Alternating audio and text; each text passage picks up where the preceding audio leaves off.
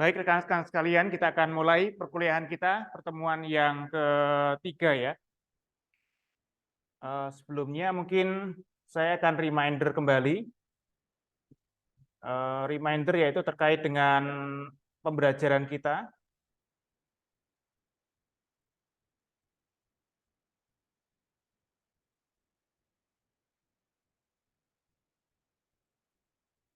Nah, ini adalah pembelajaran kita jadwalnya. Jadi pertemuan kali ini adalah pertemuan yang ketiga, sehingga pada minggu yang depan kita akan ada AFL yang pertama, ya, yaitu tentang teori.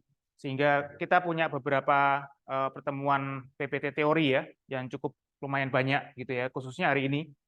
Nah, kemudian keterangan penilaian RPS sudah ada karena sudah disetujui, sehingga kalian bisa mengecek RPS-nya, kemudian persyaratan penilaiannya seperti apa. Nah, persyaratan penilaian itu kalau tidak salah sudah berubah ya, tahun kurikulum yang baru. Persyaratan kapan Anda mendapatkan nilai A, kemudian kalau A- itu juga ada rentannya, kemudian ada nilai tengah, itu istilahnya kalau Anda menguasai bahan itu, maka nilainya sekitar ada B ya, kalau tidak salah ya, B- sama B saja. Tetapi kalau kalian bisa lebih dari itu sangat baik sekali, sehingga kalian perlu memastikan penilaiannya, rubriknya, penilaian yang ada di RPS yang ada. Jadi kita akan masuk ke topik kita pada hari ini.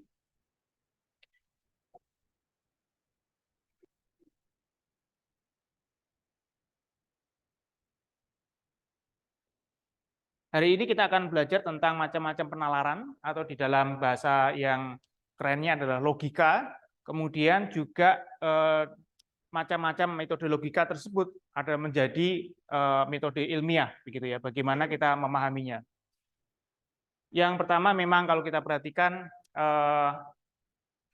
harus diajarkan, ini harus diajarkan di dalam metodologi penelitian karena memang banyak sekali ketika kalian akan bekerja itu menggunakan logika, dan sebaiknya memang kalian mengetahui bagaimana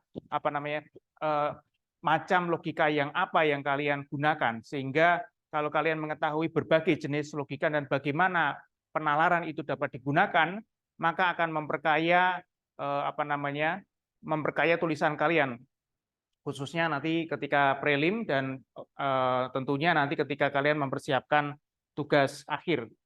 Yang pertama yaitu tentang logika. Nah, logika itu adalah suatu studi tentang penalaran yang benar, gitu ya. Logika atau di dalam bahasa lainnya selain logika adalah penalaran sendiri, gitu ya. Setidaknya ada mencakup dua, yaitu ada logika formal dan logika informal. Logika formal itu biasanya orang akan menamakan logika, gitu saja. Jadi kalau bilang, oh, kamu kok enggak logis, gitu ya, itu maksudnya biasanya adalah logika formal. Ya, logika formal itu terkait dengan logika matematis. Nah, logika matematis artinya adalah dia mengkaji, kemudian mempersoalkan tentang formalitas, misalnya tentang bentuknya, ya, bentuk di dalam kalau kalimat itu ada bentuknya, ya, ada kalimat satu, kalimat dua, kesimpulan. Nah, bentuk sistematika itu valid atau tidak valid, kemudian hukum, kaidah, prinsip pengambilan keputusan secara ilmiah itu berdasarkan ada dua metode biasanya digunakan, deduktif dan induktif. Nah, ini adalah logika formal. Kita akan nanti lebih dalam melihat seperti apa sih logika formal tersebut. Kalian mungkin tidak mengalami kalkulus mungkin ya, tetapi di dalam kalkulus itu memang banyak sekali logika-logika formal yang digunakan, atau di dalam matematika itu sangat digunakan banyak. Nah, logika informal itu biasanya yang kita kenal dengan namanya critical thinking. Jadi, oh,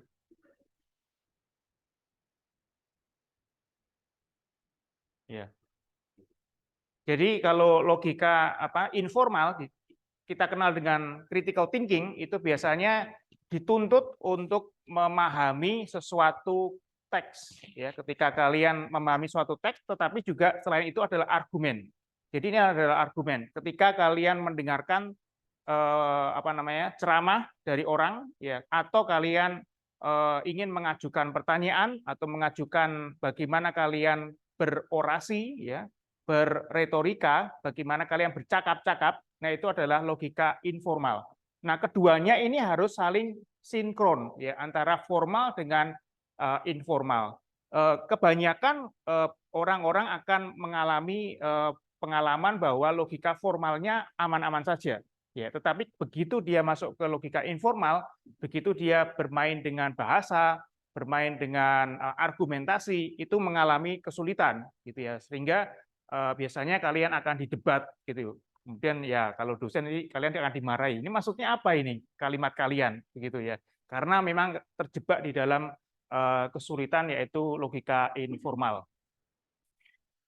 Nah, kita masuk ke logika formal lebih dahulu. Ada beberapa karakteristik daripada logika formal, yaitu yang pertama bahwa ini melihat mengkaji proporsi, ya, proporsi abstrak secara abstrak ya, pernyataan-pernyataan, tetapi pernyataan itu digunakan tidak panjang tetapi pendek gitu ya, karena sifatnya lebih matematis gitu ya. Kemudian isi abstraksi dari isi elemen-elemen itu diwujudkan di dalam bentuk suatu struktur yang logis ya, kemudian menggunakan biasanya bisa juga menggunakan notasi simbolik untuk mengekspresikan struktur seperti itu dengan jelas dan tidak ambigu, dan untuk memungkinkan manipulasi atau maksud daripada manipulasi itu bukan manipulasi data sebagainya, tetapi untuk menguji validitas daripada suatu argumen yang dibuat. Contohnya di sini ada dua jenis, yaitu ada deduksi. Kita menggunakan deduksi. Ada dua jenis deduksi. Yang pertama adalah deduksi reasoning yang dinamakan dengan classical deduction. Ini berdasarkan tradisi Aristotelian. Ya, sudah lama sekali. Caranya adalah mengawali dengan bentuk statement yang harus benar. Ya, ini pernyataan benar. Contohnya adalah all men are mortal, gitu ya. Semua orang mati, ya, atau dapat mati, ya. Socrates is a man, therefore Socrates is mortal. Kalau kita lihat setiap statement di sini itu harus ada memenuhi kriteria, yaitu kebenaran tadi, benar, ya. Itu adalah kriteria yang penting. Nah, ada namanya deductive reasoning yang tipe yang kedua, yaitu dengan menggunakan modern symbolic logic, dan ini biasanya digunakan semacam ini. Jadi P, kalau kita lihat di sini ada suatu tanda tertentu, ya, simboliknya mengatakan bahwa jika P adalah benar, maka Q adalah benar. Nah, P itu adalah benar, oleh sebab itu Q adalah benar, begitu ya. Jadi ini adalah contoh daripada logika formal didaktif. Cukup membosankan karena agak kaku, ya, kaku di dalam memberikan bahasa, tetapi memang begitu, ya. Kalau yang informal itu lebih fleksibel, ya, tidak kaku, tapi memang kita perlu critical thinking, gitu. Nah, di dalam penalaran didaktif itu bisa dibagi menjadi banyak sekali macamnya. Yang pertama itu ada namanya silogisme, kemudian yang kedua adalah silogisme kondisional, kemudian ada yang ketiga silogisme kategorikal, kemudian yang keempat adalah silogisme alternatif. Nah, silogisme ini adalah suatu penalaran deduktif, ya. Jadi salah satu bentuk daripada penalaran deduktif adalah silogisme. Sebenarnya ada banyak sekali detektif, ya. Saya tidak bisa kemarin ketika saya mau memberikan materi ini karena kan kita sangat sedikit saja pertemuannya kan. Itu tidak cukup ya. Jadi banyak sekali metode-metode lainnya yang digunakan. Nah, silogisme itu adalah suatu jenis argumen yang logis di mana kesimpulan atau preposisi disimpulkan dari dua premis. Ada dua premis, yaitu premis mayor dan premis minor. Nah, ada dua jenis silogisme, ya, silogisme positif dan silogisme negatif. Kita lihat contohnya. Nah, ini adalah silogisme positif, ya. Contohnya misalnya kita start dengan premis major, gitu ya. Seluruh masyarakat di wilayah Indonesia harus tinggal di rumah karena wabah virus corona. Premis minor yang dibentuk adalah keluarga Maya tinggal di Surabaya, gitu ya. Kesimpulannya, oleh karena itu keluarga Maya harus tinggal di rumah. Ini adalah silogisme positif, ya. Jadi kalau kita lihat ada proses deduksi, yaitu setiap setiap pernyataan kalau kita lihat setiap premis itu memiliki harus benar, ya, harus benar. Negatif bagaimana? Jadi ini adalah bagaimana kita membentuk tadi yang positif, sekarang negatif. Premis major, penderita penyakit lambung atau MAH tidak boleh mengkonsumsi makanan pedas, ya. Maka kita menggunakan kata tidak. Premis minor, Ali mengidap penyakit lambung. Ya, kalau kalian perhatikan silogisme negatif start dengan suatu premis mayor yang kalimatnya adalah negatif, ya. Jadi menggunakan kata tidak. Sedangkan premis minornya tetap menggunakan positif, tetapi kalau kita perhatikan kesimpulannya didapatkan adalah oleh karena itu Ali tidak boleh mengkonsumsi makanan yang pedas. Jadi matematikanya kelihatan ya, proses matematikanya kelihatan ketika ditambahkan kemudian kesimpulan positif dengan negatif kita dapatkan negatif. Ya. Nah, kemudian kalau kita perhatikan di sini ada dua aspek penting dari kesimpulan silogisme. Ketika kita menarik suatu kesimpulan, ketika kita menggunakan metode ini, ya kalau kalian mau menggunakan metode ini, maka kalian harus hati-hati ketika kalian membuat kesimpulannya, yaitu yang pertama terkait dengan validitas. Ya, kesimpulan ditarik secara logis dari dua premis. Kalian tidak bisa hanya mengadarkan satu premis tadi. Jadi harus dua-dua premis harus kalian masukkan. Kemudian kebenaran, ya, bahwa dua premis tersebut harus benar, ya, secara teoritis benar. Jadi kalau kalian punya ada dua teori, kalian harus yakin bahwa teori yang diambil itu adalah sudah benar. Teori yang sudah benar, teori yang sudah benar, kemudian kalian match-kan, kalian bikin kesimpulannya. Nah, kesimpulan dari silogisme yaitu harus memenuhi kedua syarat di atas, yaitu valid dan benar. Apabila salah satu saja tidak, ya, satu misalnya tidak valid, benar tetapi tidak valid, maka ya dinamakan dengan silogisme palsu. Nah, ini biasanya dikatakan sebagai hoax atau kalian menyebarkan sesuatu berita yang palsu, gitu ya. Nah, ini adalah contoh silogisme yang palsu ini ya, yang salah gitu ya, atau sebenarnya bukan salah sih, palsu sebenarnya ya.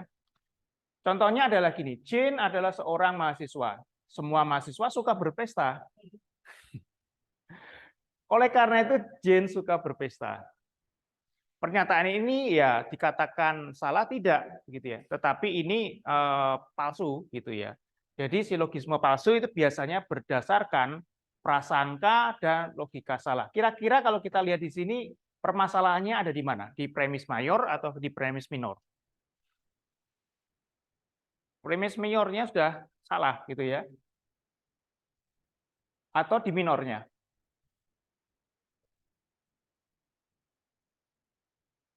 Jane adalah seorang mahasiswa. Ya dia memang mahasiswa, benar kan? Cuma yang menjadi masalah adalah di premis minornya begitu ya. Semua mahasiswa suka berpesta. Nah, itu juga ya. Nah, Tetapi juga begini, yaitu tadi terkait dengan prasangka dan logika juga. Jadi harus kita perhatikan ya. Nah, sekarang kondisional. Silogisme kondisional seperti apa? Kalau kita lihat di sini, silogisme kondisional itu penalaran untuk membuat kesimpulan dengan menggunakan preposisi if then. Jika maka. Jadi penalaran ini jika kondisi terpenuhi maka konsekuensi atau kesimpulan dinilai benar. Itu kalimatnya selalu begitu. Kalian awali dengan jika, ini maka apa. Kalau kita perhatikan ini contoh beberapa kondisional. Contoh yang pertama, kita lihat premis mayor, jika ibu maka mempunyai anak. Kamu adalah ibu. Oleh karena itu kamu mempunyai anak. Ada yang aneh dengan pernyataan ini? Jika ibu, kita lihat contoh yang kedua, maka mempunyai anak. Kamu tidak mempunyai anak, oleh karena itu kamu bukan ibu. Berikutnya, jika hari hujan, maka saya membawa payung. Hari ini sedang hujan, maka hari ini saya membawa payung. Ada permasalahan?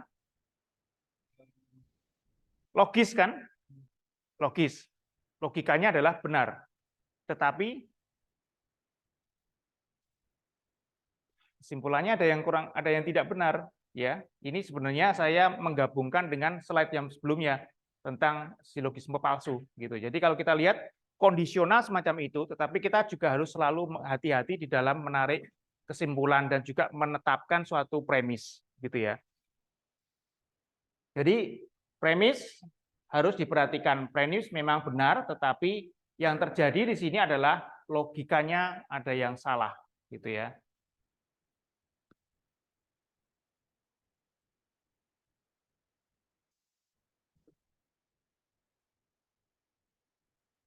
Nanti kita akan lihat di dalam analisa lebih dalam lagi, yaitu informal. Ini tadi kan formal, ya.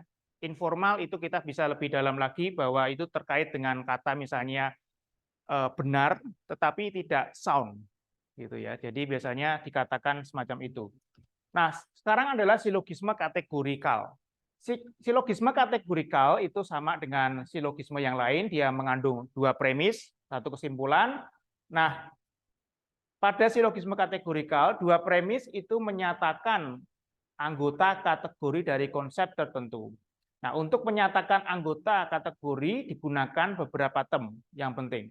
Semua atau seluruh, sebagian, bukan, tidak satu pun. Jadi ketika kalian menggunakan kata-kata itu, kalian perlu di dalam ingatan kalian bahwa kalian sedang menggunakan silogisme kategorikal. Contohnya kalau kita perhatikan di sini ada beberapa contoh. Semua batu adalah keras. Intan adalah salah satu jenis batu. Oleh karena itu, intan adalah keras. Begitu. Kemudian kalau kita lihat di sini, korupsi dibenci oleh seluruh masyarakat. Sebagian PNS di Indonesia melakukan korupsi. Sebagian PNS di Indonesia dibenci oleh seluruh masyarakat. Kategorikal tadi kalau kita lihat kategorikal menggunakan kata bagian. Yang atas kita menggunakan kata semua dan ya semua ya, kategorikal. Kemudian kalau kita lihat di sini semua manusia akan mengalami kematian. Mahasiswa dan dosen adalah manusia, oleh sebab itu mahasiswa dan dosen mengalami kematian. Demikian ya. Itu adalah silogisme kategorikal. Nah, sekarang kita lihat silogisme alternatif. Itu adalah silogisme yang premis mayornya merupakan premis alternatif. Sedangkan premis minornya membenarkan salah satu alternatif. Nah, kesimpulan pada silogisme ini akan menolak salah satu alternatif tersebut. Gimana kira-kira ya? Kita lihat contohnya. Contohnya di sini. Pada bulan lalu, Alex mendapat pilihan main film atau syuting sinetron di TV alternatif, ya. Alex lebih memilih main film. Ya, maka kesimpulannya adalah jadi Alex tidak syuting sinetron di TV. Gitu. Nah, kita lihat alternatifnya yang mana?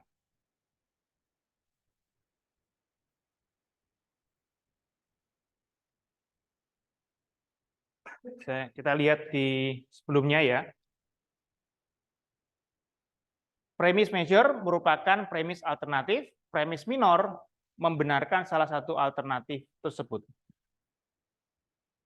Ya, berarti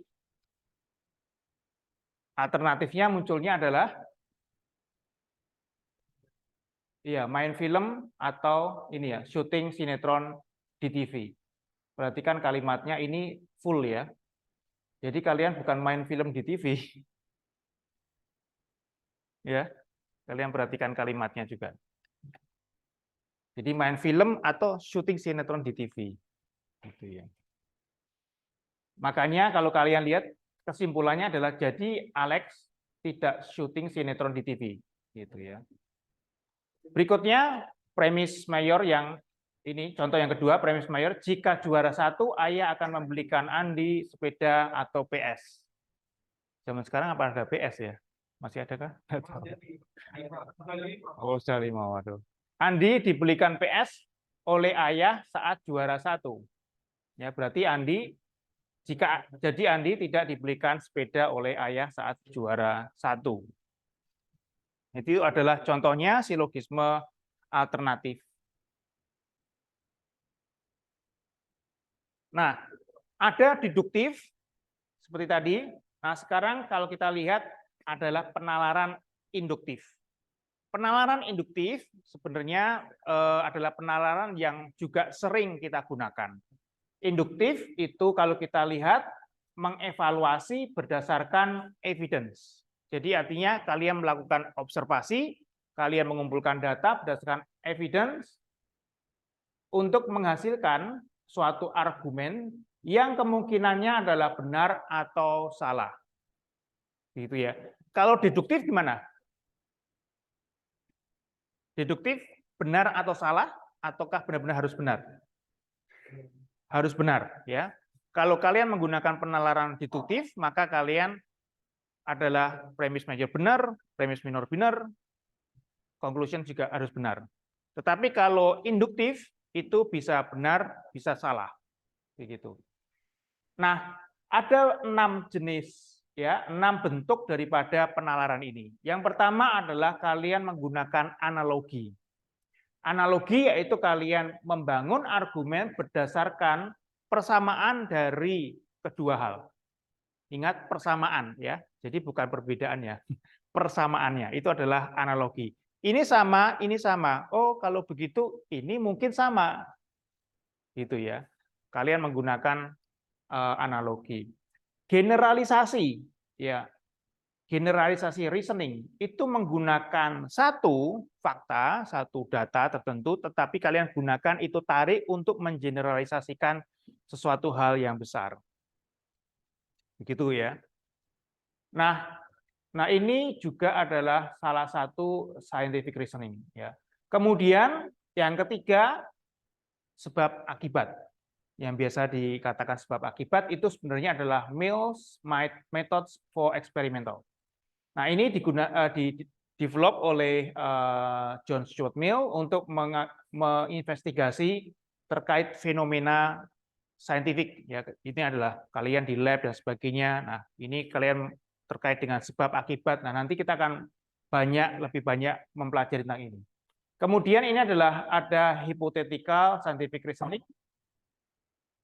digunakan oleh ketika saintis ya membangun suatu teori tentang yang lebih besar ya kemudian menguji teori itu dengan eksperimen. Nanti kalian istilahnya ini kalian akan juga hadapi.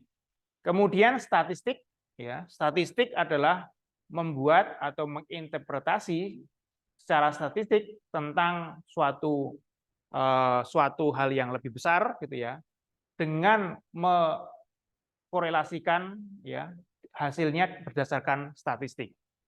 Sekali lagi, kalian punya evidence, kalian punya statistik, ya. Kemudian kalian tarik itu menjadi kesimpulan yang lebih besar, gitu ya. Tetapi berdasarkan statistik.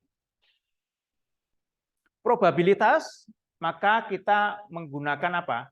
Relasi berdasarkan tetap menggunakan statistika, ya. Tetapi kita menggunakan statistika itu untuk mengadaptasikan untuk apa namanya kemungkinan yang akan terjadi, ya. Kemungkinannya nanti seperti apa, gitu. Kemungkinannya seperti apa berdasarkan statistika itu. Saya tidak tahu apakah kalian sudah mulai masuk di bagian statistika, ya. Saya kira kalian ditanyai terus, gitu ya.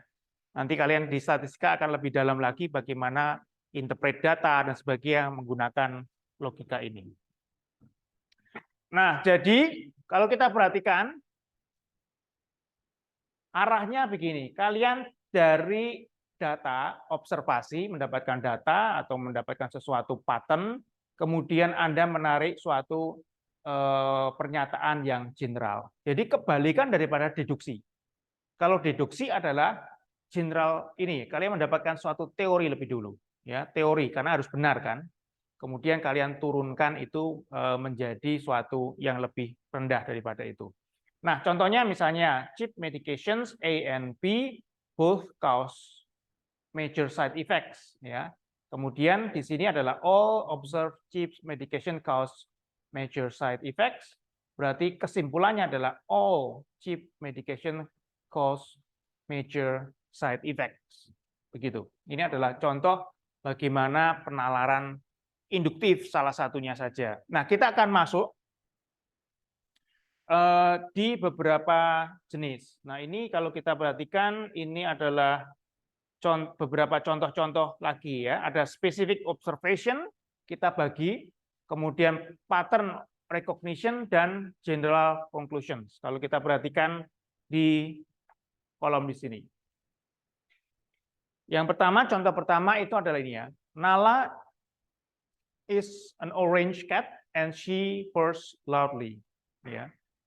Every orange cat I've met purrs loudly. Jadi all orange cats purrs loudly. Jadi sangat logik, ya, logik. Tetapi ini adalah induktif. Kemudian yang kedua, kalau kita lihat, Baby Jack said his first word at the age of 12 months. Or observe baby says the first word at the age of 12 months. Ya, ini adalah salah satu data. Kemudian dia simpulkan menjadi lebih besar, lebih general. All baby says their first word at the age of 12 months. Nah, sekarang kita masuk di sini. Ini ada, kalau kita perhatikan lebih dalam lagi, induktif, sekali lagi, itu adalah menggunakan observasi tentang sampel. Nah, kemudian akan kemudian ditarik kesimpulan tentang populasi, ya, about the population it came from, dari populasi itu tadi. Nah, oleh sebab itu, kalau kita lihat inductive generalization, kan prosesnya terjadi gitu ya, generalisasi kan ya, dari yang sangat spesifik menjadi lebih general, ya. Itu juga dinamakan dengan enumerasi, ya, enumerasi. Contohnya ini sekali lagi contoh yang sama dengan yang slide yang sebelumnya, ya. Kalau burung flamingo, ya, the flamingos here di sini are all pink. All flamingos I have ever seen are pink. Jadi dilihat pink. Jadi kesimpulannya adalah all flamingos must be pink. Induktif generalisasi, generalisasi induktif itu harus dievaluasi. Jadi pemahaman logika ini harus dievaluasi. Evaluasinya adalah yang pertama, sampel harus cukup besar. Ya, artinya sampel harus mewakili. Jadi kalian harus melakukan banyak sampling tentunya, ya. Kemudian dilakukan random sampling. Nanti kita berbicara tentang bagaimana membuat suatu bentuk ini, ya, rancop, ya, rancangan percobaan. Nanti lebih detailnya di pertemuan-pertemuan yang lebih depan. Jadi harus secara random samplingnya, sampel besar, secara size-nya, varietasnya, ya varietas harus valid, ya. Kemudian ada counter evidence. Kita harus mempunyai counter evidence, yaitu any observation that refutes your falsify your generalization, begitu ya. Jadi ada counter evidence. Fungsinya untuk apa? Fungsinya untuk falsification, ya. Fungsinya untuk pengujian. Contohnya ya counter evidence adalah kontrol. Kontrol apa? Positif, kontrol negatif? Kontrol negatif biasanya, gitu ya. Counter evidence.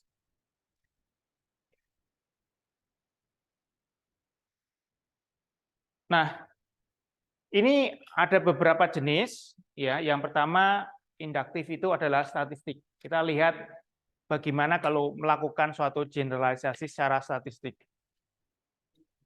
Menggunakan angka, ya, untuk membuat suatu statement tentang populasi, sedangkan non statistikal tidak spesifik. Jadi contohnya ini ya, ini namanya adalah silogisme statistik. Jadi kalau kita lihat di sini ada specific observation 73 mahasiswa ya sampelnya from a sample in a local university prefer hybrid learning environments. Jadi inductive generalization adalah 73% of all students in the university prefer hybrid learning environments. Kalau kita lihat di sini perbedaannya adalah dari sampelnya ya, dari sampel di sini yang didapatkan kemudian ditarik itu menjadi lebih besar menjadi all students.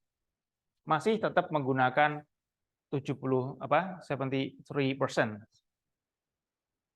Non-statistical akan mereplace numerik ya menjadi lebih kualitatif ya. Most students from dan selanjutnya ada di sini juga sama most students. Ada enggak kalian yang pernah di ini sama dosen statistik kalian? Ada? Yang kalian tidak spesifik statistik? Ya, jadi hati-hati ya. Non statistik itu sangat menggunakan kata kebanyakan dan sebagainya, tetapi kalau statistik harus precise.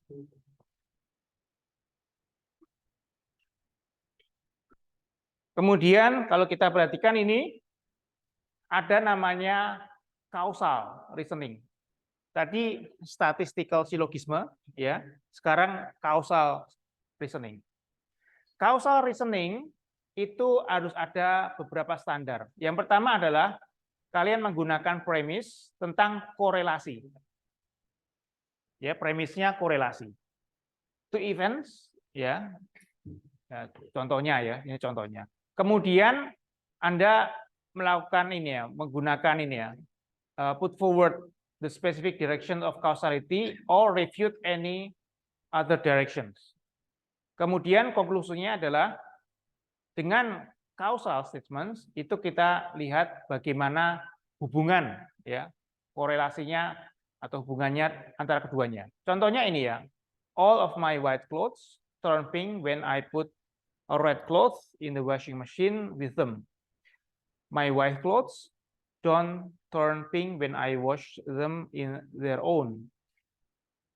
Jadi kesimpulannya itu kalau kita lihat di sini, putting colorful clothes with light colors causes the colors to run and stain the light colored clothes.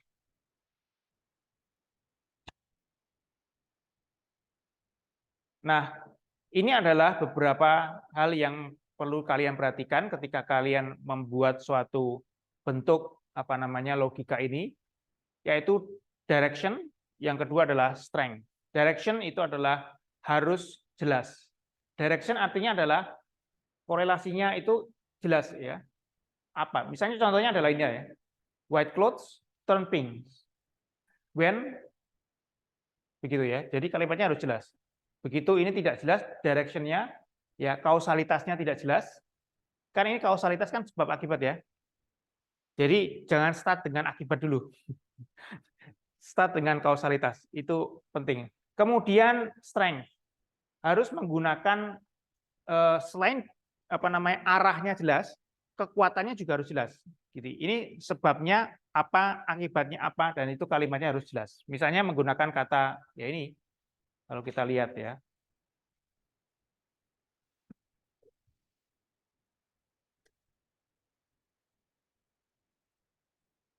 Nah, sekarang kita masuk ke jenis inductive reasoning khusus untuk kausalitas. Tadi kan kita membicarakan tentang kausalitas. Nah, itu namanya adalah Mills inductive reasoning. Menurut John Stuart Mill, setiap fenomena yang merupakan akibat dari suatu sebab yang tersembunyi. Induksi adalah penalaran atau penelitian untuk menemukan sebab-sebab yang tersembunyi tersebut. Yang pertama itu adalah metode penyesuaian atau methods of agreement.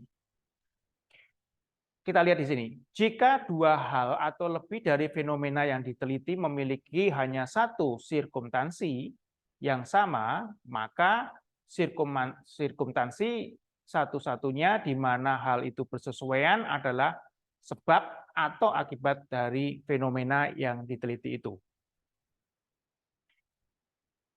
Ini adalah agreement. Jadi kalau kita perhatikan ada satu sirkumstansinya sama, ya keadaannya sama, kondisinya sama, maka kita lihat bahwa itu adalah in agreement, gitu ya, dengan sirkumstansi yang hal itu yang bersesuaian. Nah, kemudian perbedaan. Jika satu hal terjadi dalam fenomena yang diteliti dan satu hal lain tidak terjadi, satu terjadi, satu tidak terjadi dalam satu fenomena yang diteliti, memiliki semua sirkumstansinya sama, terkecuali satu yang terjadi pada hal yang pertama, ya, maka satu-satunya sirkumstansi di mana kedua hal itu berbeda adalah akibat atau sebab, atau sebagian sangat menentukan sebab dari fenomena tersebut. Kita akan bermain dengan kalimat ya. Oke, saya berikan waktu kalian untuk mencerna kalimat di sini. Karena nanti ujiannya bukan pertanyaan ya, tapi ujiannya adalah buatlah. Ya. Oke, kalian renungkan dulu kalimatnya.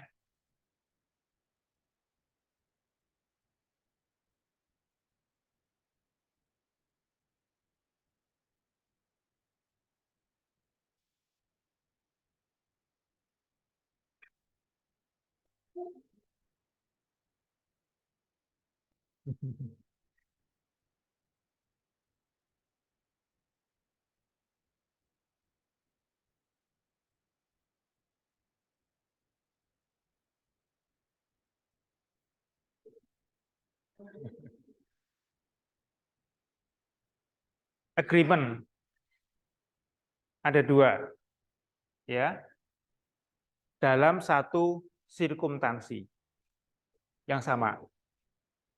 Ya.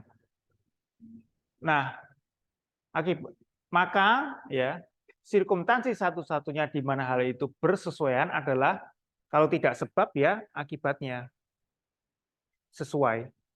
Oh ini kenapa ya? Ini kok bisa begini? Nah ini pada kondisi yang sama. Ya ini kemungkinannya sebabnya adalah ini atau akibatnya adalah itu. Mudeng. Oke, kalau mudeng berarti kalian bisa membuat contohnya nanti ya. Kalian bikin nanti misalnya contohnya premis major, premis minor, kesimpulan gitu ya. Misalnya kalian bisa coba kira-kira apa kalimat yang muncul. Yang difference dua gitu ya. Lagi satu terjadi dalam suatu fenomena diteliti. Satu tidak terjadi dalam suatu fenomena yang diteliti. Memiliki semua sirkumstansi yang sama, terkecuali pada hal yang terjadi yang pertama. Nah, salah satu keduanya, ya, maka satu-satunya sirkumstansi di mana kedua hal itu berbeda adalah akibat atau sebabnya itu tadi. Jadi mencari perbedaannya. Ya, method of difference. Kita melihat perbedaannya.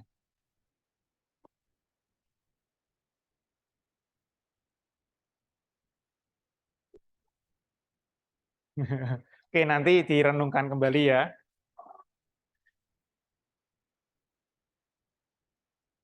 Ya. Kita lihat, ini adalah metode penyesuaian atau methods of agreement. Pelan-pelan. Methods of agreement apa tadi? Ya, sama. Kita lihat. Ada suatu contoh kasus. Tangan. Ada suatu pesta pernikahan dan terdapat puluhan orang yang keracunan makanan. Kemudian ditelitilah semua makanan yang dimakan oleh mereka yang hadir di pesta pernikahan tersebut. Selanjutnya diketahui pula ada makanan yang disediakan oleh perusahaan catering A dan B. Fenomena yang diteliti adalah keracunan makanan, ya. Sedangkan hal-hal yang diteliti dari fenomena itu adalah makanan yang disediakan catering A dan catering B. Ya, kalian tahu, berarti kalian tahu sampelnya, kalian tahu parameternya apa. Hasil penelitiannya sebagai berikut. Ya, ini adalah methods of agreement. Pak Aman menyantap semua jenis makanan yang disediakan oleh perusahaan catering A tidak keracunan. Pak Amin menyantap sebagian jenis makanan yang disediakan perusahaan catering A tidak keracunan. Pak Imam menyantap sebagian jenis makanan yang disediakan oleh perusahaan A, ya, catering A, dan menyantap sebagian jenis makanan yang disediakan oleh perusahaan B, ternyata keracunan. Pak Eman, sekarang kita lihat Pak Eman ya. Pak Eman menyantap sebagian jenis makanan yang disediakan perusahaan catering B, wah ternyata keracunan dia. Pak Oman sekarang menyantap semua jenis makanan yang disediakan oleh catering B, ternyata keracunan. Kesimpulannya apa?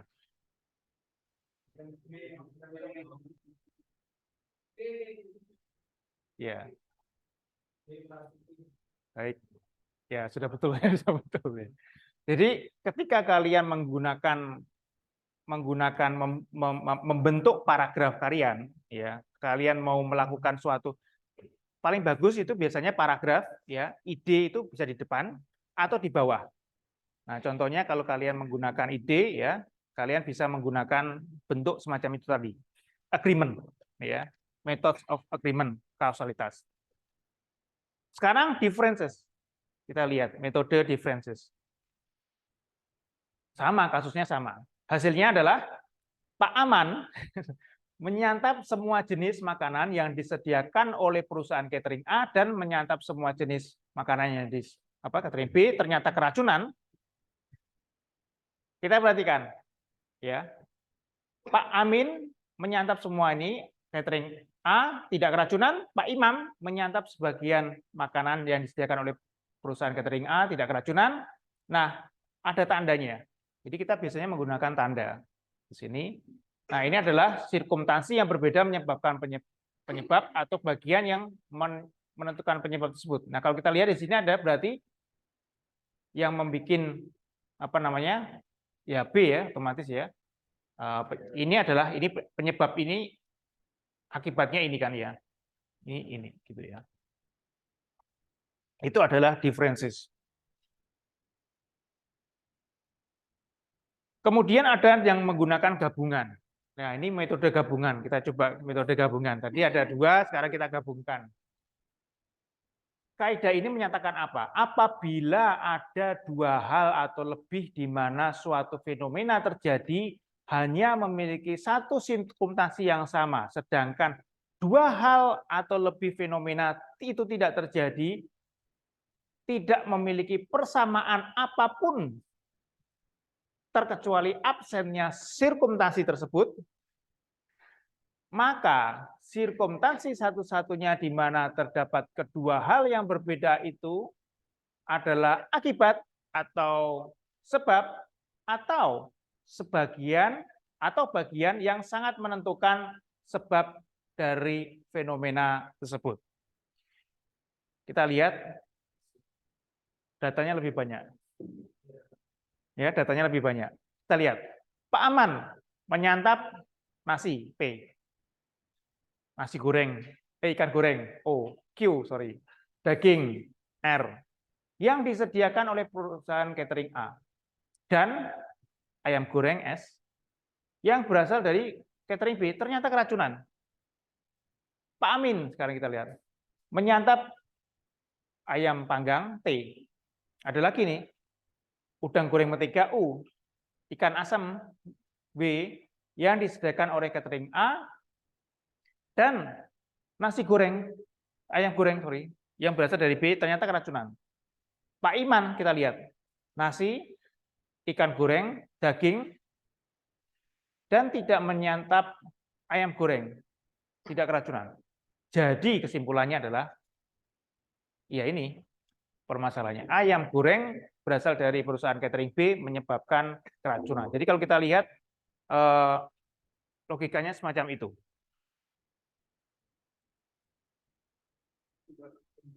Ya. Nanti kamu lihat ada banyak di situ ya. Nanti yang mana dulu. Kemudian metode residu. Residu itu berarti kita mencari sesuatu hal yang residual, gitu ya. Nah, kita menghilangkan, ya. Jadi kita hilangkanlah bagian yang lewat berbagai induksi yang telah dilakukan sebelumnya, diketahui sebagai akibat dari antisenden tertentu, dan residu fenomena itu adalah hasil dari antisenden yang tertinggal. Nah, kita lihat di sini, Pak Aman makan nasi goreng dari catering A, Pak Amin mie goreng catering A, Pak Imam ya makan sate dari catering A, ternyata tiga-tiganya tidak keracunan, kita tandai X. Pak Eman nasi goreng, mie goreng, sate, catering A, setelah makan ayam goreng perusahaan B ternyata keracunan, Y. Maka perhitungannya adalah ini, ya, PX, QX, RX. Nah ini, maka kejadiannya kalau kita lihat adalah semacam ini. Jadi kita melihat residual. Ya, tugas kalian adalah kalian nanti membentuk contoh ya, untuk bisa mendapatkan nilai A-nya.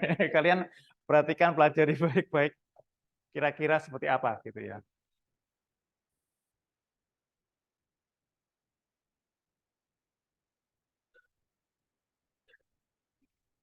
Ya. Doing things is easy, tetapi menulis itu yang masalah. Ya. Menulis secara detail itu yang masalah.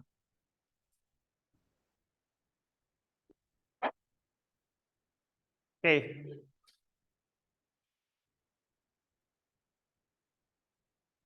Variasi kesamaan. Nah, ini adalah metode berikutnya daripada kanon Mill. Ya.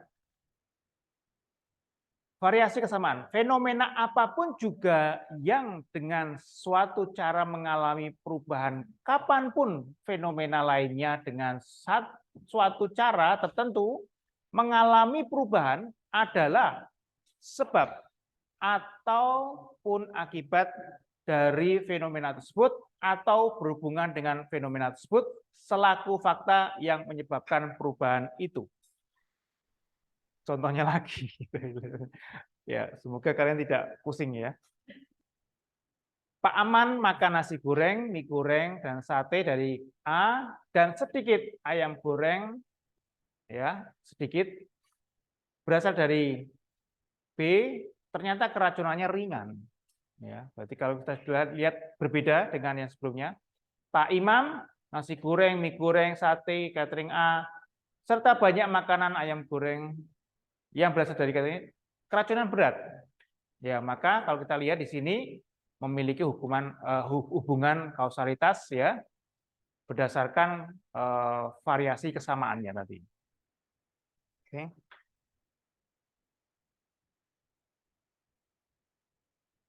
Ya.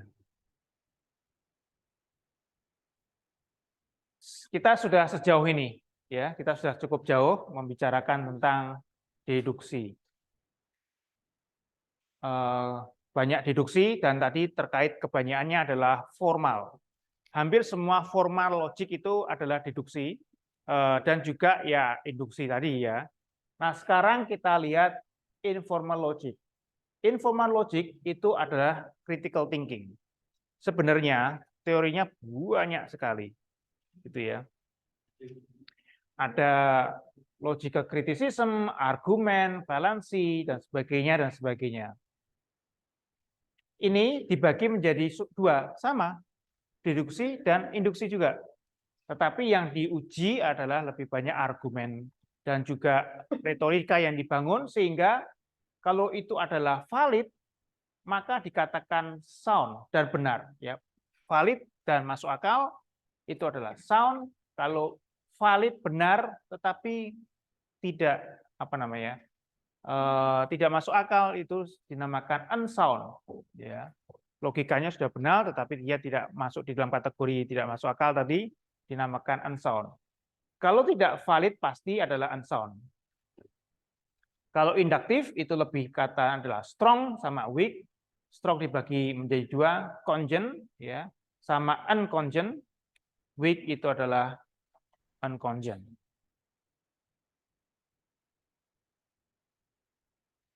Nah, saya mungkin lebih tidak detail dengan di sana di induktif informal tadi. Ya, informal itu juga lebih ke kalian bisa latihan, tetapi banyak sekali digunakan oleh para retorika ya. Ketika nanti kalian debat dan sebagainya, itu baru kalian akan lebih detail sekali. Jadi jarang sekali ditulis di dalam suatu teks scientific. Tapi kita melihat di sini ada namanya beberapa sistem logis itu bisa mengalami suatu kesalahan, ya, kesalahan logika, ya, valensi, ada namanya formal valensi, ada namanya informal fallacy. Formal fallacy itu adalah logical error in deductive argument. Jadi ada permasalahan ketika melakukan suatu proses deduksi. Contohnya adalah sini, all beagles are dogs, ya, all Buddhists are dogs, all beagles are poodles. Gitu ya. Ini jelas adalah secara formal salah, gitu ya. Ini adalah fallacy, invalid. Informal fallacy itu adalah mistake in reasoning that occurs in ordinary language, including mistakes due to relevance. Jadi ketika kalian menggunakan tetapi relevansinya kecil atau tidak ada relevansinya, berarti sudah mengalami suatu kesalahan. Unwarranted assumption, ambiguitas, dan juga diversion, gitu ya. Jadi kalian tiba-tiba nyamping. Nah, ini sering sekali, banyak sekali kesalahan ketika kalian biasanya menulis dan sebagainya, kemudian dosen kemudian langsung dicoret-coret, gitu ya. Ya, terjadi misalnya karena tidak relevan, kalian mengambil sitasi dari referensi mana dan itu kurang relevan, gitu ya. Atau kalian melakukan suatu asumsi sendiri, gitu ya, tanpa itu ada suatu validasi dan sebagainya. Ambigu kalimat kalian, ya. Kemudian kalimat kalian menimbulkan suatu banyak diversi, ya, ya, cabang, gitu ya. Jadi tidak jelas. Kebanyakan common fallacy itu berbagai macam jenis, ya. Contohnya sering sekali saya melihat ketika kalian mengutip sesuatu berdasarkan Broto Sudarmo et al. Tahun sekian, kemudian kalian membuktikan yang berbeda, kalian mengatakan bahwa Broto Sudarmo et al. Melakukan penelitian yang salah, begitu. Itu ada nama ad hominem. Ya. Jadi kalian tidak boleh menggunakan argumentasi semacam itu, ya. Kalian harus argumentasinya harus spesifik terhadap apa yang kalian lakukan datanya. Strawman itu adalah arguing against an oversimplified or otherwise distorted versions of your argument version.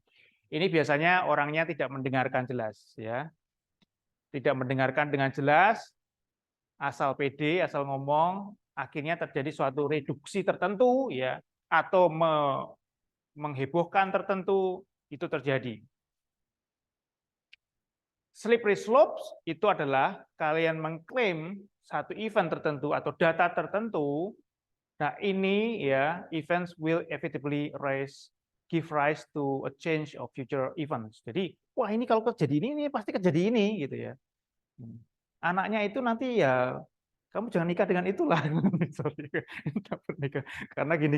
Nah, ini adalah slippery slopes ya, masuk di dalam common logical fallacy.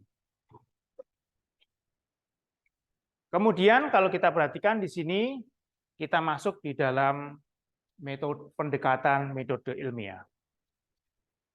Kalau kita tadi belajar tentang deduksi, abduksi, baik itu di dalam formal maupun informal. Nah, ketika kalian membangun metode ilmiah yang kalian lakukan, maka sebenarnya ada semacam ini. Kalian tidak sadar, tetapi sekarang karena sudah diajarkan, maka kalian harus dengan sadar, ya. Harus dengan sadar kalian memasukkan dua elemen ini, yaitu deduksi dan induksi. Deduksi artinya kalian membangun ya dari teori, kemudian kalian membuat suatu hipotesis, kemudian hipotesis itu harus diuji balansinya dengan eksperimen, observasi, kalian mendapatkan konfirmasi. Ini adalah metode Aristotelian. Kalau ini adalah metodenya Sherlock Holmes, ya.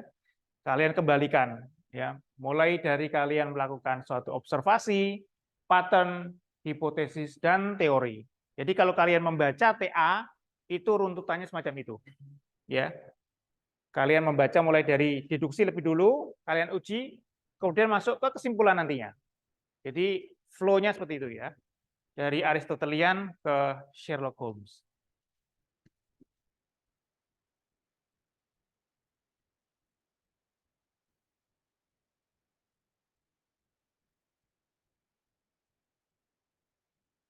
Nah, ada beberapa hal data-data yang dibutuhkan kalau kalian menggunakan ini di dalam membuat suatu hipotesis. Jadi kalau kita lihat hipotesis kalian bisa ambil dari teori yang sudah kebangun, disupport oleh suatu penelitian induktif, tetapi juga kalian lihat deduktif melalui observasi-observasi. Nah, ini sama dengan yang tadi ya.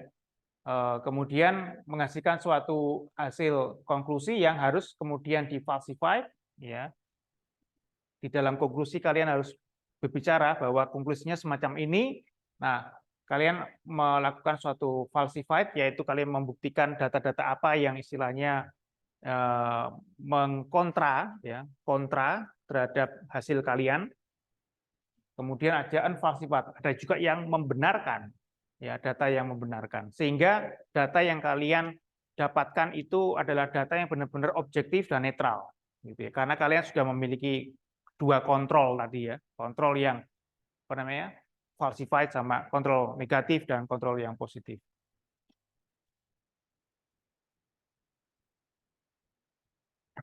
Saya akan mengenalkan ini ya, sistem logika yang terakhir. Tadi ada deduksi, ada induksi, sekarang adalah abduksi.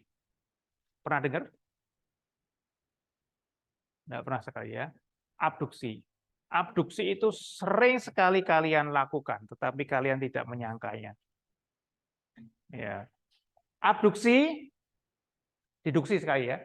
Kalian deduksi sudah oke ya. General rules menjadi specific conclusions ya, atau hypothesis. Observation ya menjadi conclusions.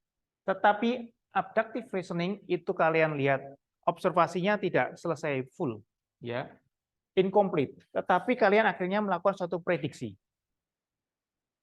Kita contohkan ini kalimat ini ya. All pins from this bag. Ya, kalau saya ambil ini ya. Kita start dari apa dulu? Start dari teori. Jadi all pins from this bag are white. Gitu ya. These pins from this bag ya. These pins are from this bag. Berarti hasilnya adalah these pins are white. Jadi kalian start dengan suatu benar-benar suatu hasil teori yang sudah terbangun. Induksi adalah ini ya. These pins from this bag ya. These pins are white.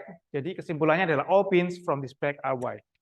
Tetapi kalau abduksi enggak, kita ambil gitu ya. Kemudian kita lihat all pins from this bag are white. These pins ya are white. These pins apa kesimpulannya? Ya dari sini begitu. Mengerti kira-kira?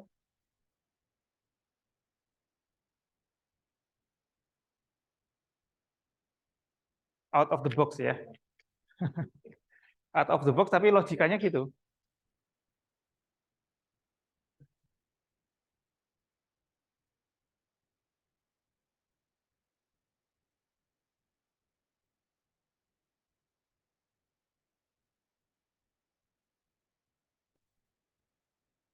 Saya berikan waktu lebih dulu ya, beberapa menit untuk kalian renungkan deduktif, induktif, sama abduksi.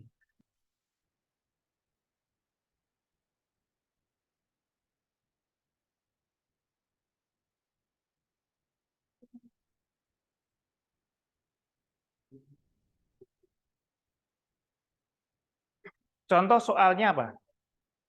Yang menggunakan deduktif. Itu sering sekali dosen kalian memberikan, terutama saya. Contohnya, sebenarnya ada di slide berikutnya. Karena saya orang kimia, ya biasanya. Ini. Jangan lihat tulisannya dulu ya, pusing nanti ya. Ini. Atau kalian diberikan soal sama Bu Mita atau apa tugas ya. Ini sih hasilnya apa? Reaksinya seperti apa? Itu sebenarnya adalah pertanyaan abduksi. Nah, kalian kalau menjawabnya dengan pertanyaan dengan menggunakan logika deduksi, itu tidak akan membantu kalian. Ya. Jadi kalian akan kalau deduksi, maka kalian hafalan. Gitu ya. Kalian harus tahu bahwa teori bahwa ini sama ini adalah ini. Ya. Itu harus benar-benar tahu sebelum. Harus ada di buku. Harus ada kutipan tertentu yang baru kalian bilang bahwa oh ini berarti adalah ini. Biasanya dosen tidak akan tanyanya semacam itu kan ya. Jadi, nah ada namanya inductive reasoning. Inductive reasoning itu cukup membantu gitu ya. Tetapi biasanya apa? Kalian memiliki data-data utama. Data-datanya misalnya adalah contohnya, oh ketika ini ya amin ini ya misalnya amin ini ketika direaksikan ya itu akan terjadi suatu proses tertentu. Sudah ada datanya, gitu ya. Sudah ada data 1, data 2, data 3, sehingga kita akan bermain dengan ketika si amin bereaksi dengan ini, kok dia bisa berjalan, gitu ya. Nah, maka itu adalah induktif, ya. Sedangkan abduktif ini agak berbeda sendiri, gitu ya. Kalau abduktif berarti gimana caranya? Bagaimana kalian melakukan penalaran abduksi dengan menjawab ini? Kira-kira contohnya seperti apa? Ya, kalian jangan memikirkan tentang kontennya ya. Kalau kontennya kan memang kalian tidak diajari tentang kimia sih. Tapi kira-kira gimana?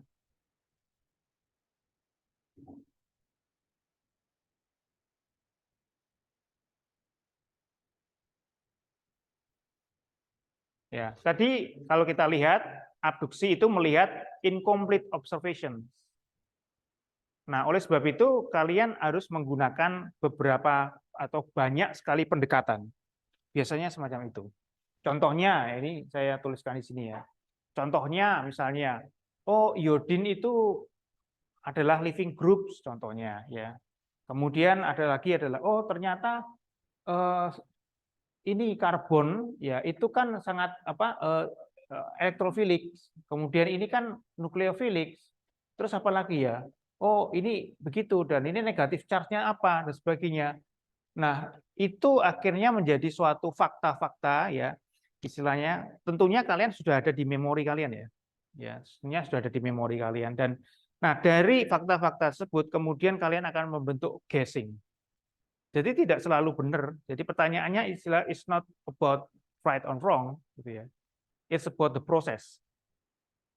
Gitu ya. Proses untuk mendekati ini tadi. Ini kan beda kan? Jadi ini sama VS ini. Jadi ketika kalian menggunakan abductive reasoning, kalian akan menghasilkan alternatif. Yaitu biasanya kalau ditanya sama Bu Mita atau tanya sama dosen lainnya, maka kalian reasoningnya adalah, Bu ini gini gini gini, ini kemungkinan akan jadi gini. Tetapi ya ini juga bisa kayak gini. Nah itu adalah metode abduktif. Dan itu akan terus digunakan biasanya untuk kalian scientific ya kalian bekerja juga gitu ya biasanya ketika kalian ada bagian yang tidak jelas tetapi ini pasti ini tidak pasti tapi kurang jelas kemudian kalian bisa satukan. Nah karakteristiknya ini jadi inference to the best explanation jadi menyimpulkan kalian dapat melakukan suatu menyimpulkan ya pada suatu hingga mendapatkan suatu explanation yang terbaik gitu ya. Kemudian berbasis pada proses ya, kemudian menggunakan analogi. Ya, kalian punya ini kan analogi. A, B, C, D, E, F, G, H ya. Itu adalah analogi yang dibangun cukup untuk membangun kira-kira apa gitu. Abduksi biasanya tidak hanya kesimpulannya satu, gitu ya. Bisa kebanyakan sih ya, lebih dari satu, dua atau berbagai macam. Ya, abduksi sekali lagi is concerned with exploratory power, ya, of premises. Research to exploratory considerations compared to strictly statistical considerations ya berbeda dengan statistik ya. For reasoning human predictions many fields is being explored. Jadi banyak sekali digunakan juga.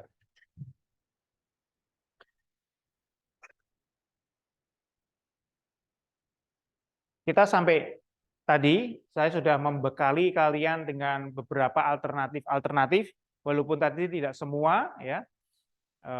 Tapi paling tidak ada abduksi, induksi, deduksi, induksi, abduksi. Nah, sekarang kalau kita lihat di sini, kita melihat minggu kemarin. Minggu kemarin kalian belajar tentang hipotesis. Ada null hipotesis, ada alternate hipotesis. Namanya alternate hipotesis, minggu kemarin kita hanya berbicara tentang alternate hipotesis adalah H1, HA1, ya ini adalah H0, H1 misalnya.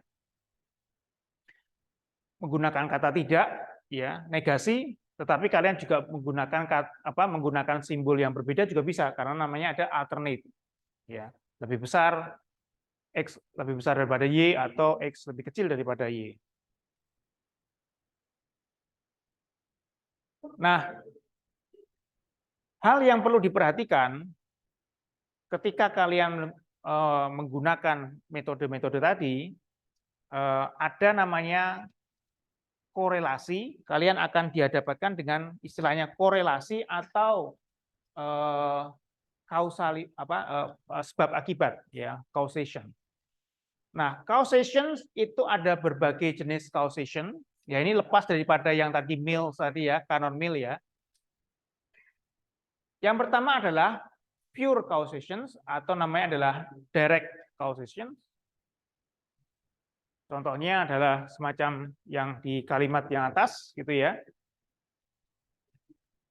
Kemudian ada namanya reverse causation, dengan contoh kalimat semacam ini misalnya, ini adalah kebaikan daripada direct causation.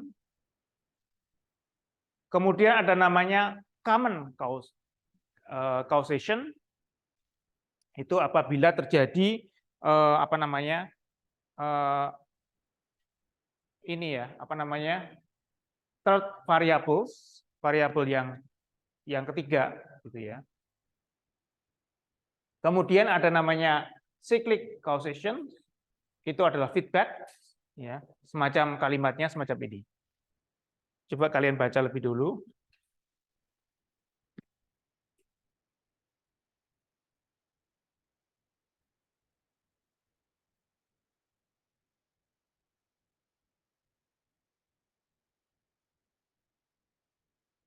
Bisa dimengerti ya, gampang ya ini ya.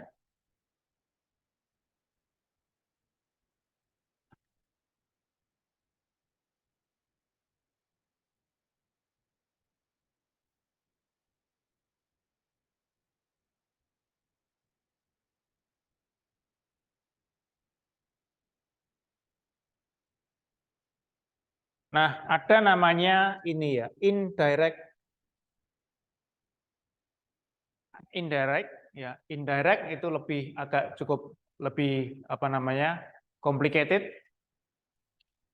Ketika X berkorelasi dengan Y, but the effect of Y itu is directly affected by another variables, ya, in which is in turn is affected by X. Nah, ini dinamakan sebagai indirect, ya. Kemudian ada namanya coincidence. Coincidence, kasusnya coincidence itu adalah random, benar-benar random. Oh, ternyata ini kejadian, begitu ya. Nah, maka di situ adalah ada suatu coincidence. Dan ini apa bersifat yang repeat, begitu ya. Nah, itu adalah coincidence. Nah, soal, kalian coba perhatikan grafik ini. Pertanyaan dari saya,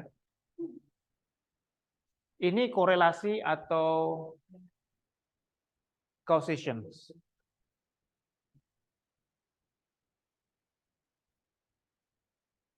Dan kalau causation, apa jenis causation-nya? Grafik yang kiri, kalian coba omongkan. Siapa ya? Coba kalian bunyikan ya, deskripsikan, bunyikan yang grafik yang kiri. Yang ini, lebih dulu. Bunyinya gimana ini? Siapa yang mau membunyikan itu?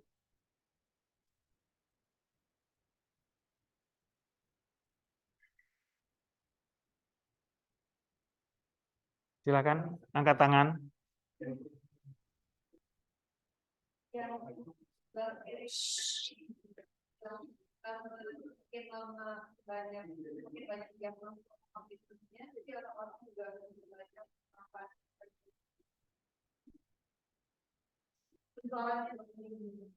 Gimana sekali lagi tadi?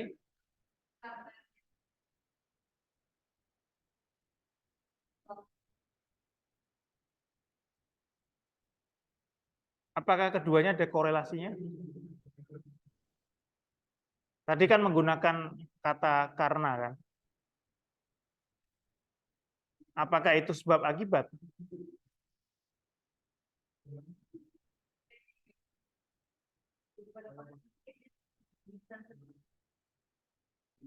Causation lebih make sense apa itu korelasi?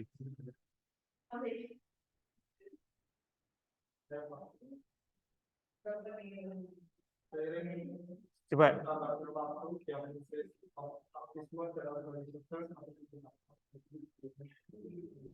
Iya. Itu aja. Itu aja.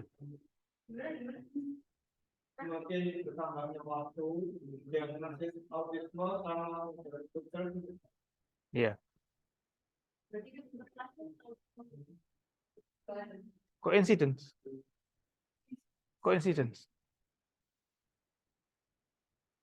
Seiring berjalannya waktu, nilai diagnosis autism meningkat.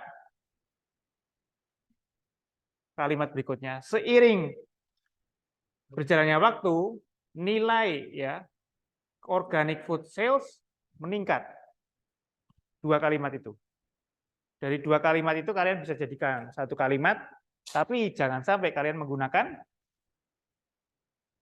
karena, jika, dan sebagainya. Karena ini adalah dua hal yang berbeda.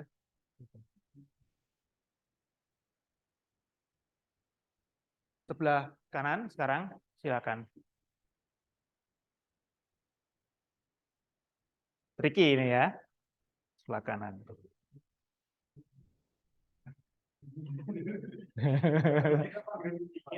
Ricky, oke Ricky.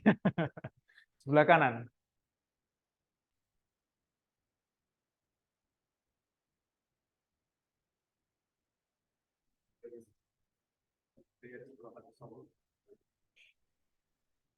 Kita reasoningnya apa nih? Induktif ya, semuanya kan data semua. Tapi kita mau membunyikan itu.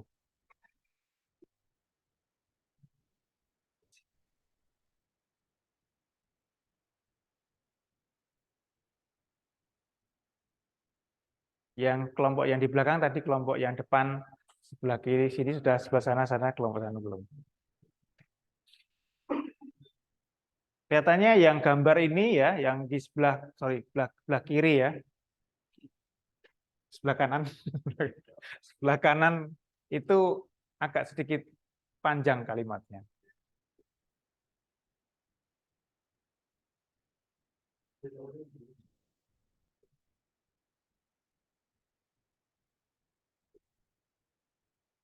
Nah, gini saja, daripada saya menunjuk dan sebagainya, kalian keluarkanlah secari kertas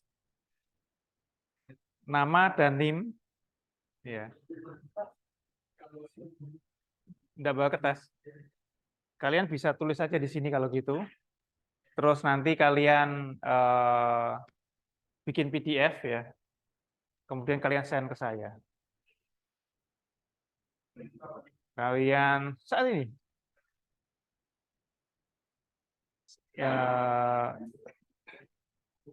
email.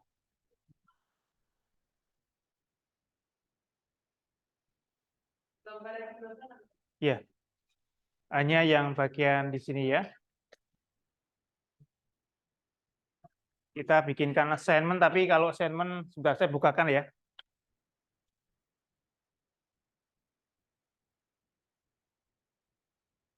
Sorry, sebentar saya buatkan assignment dulu.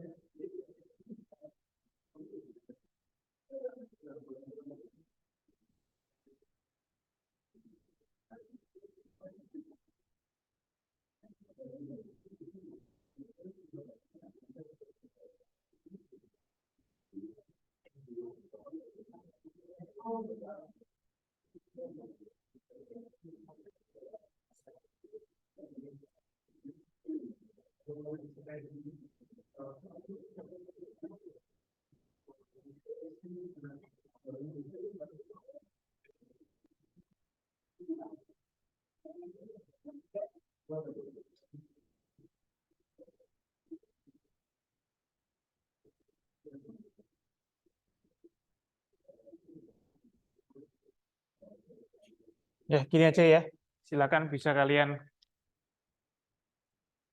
kirimkan.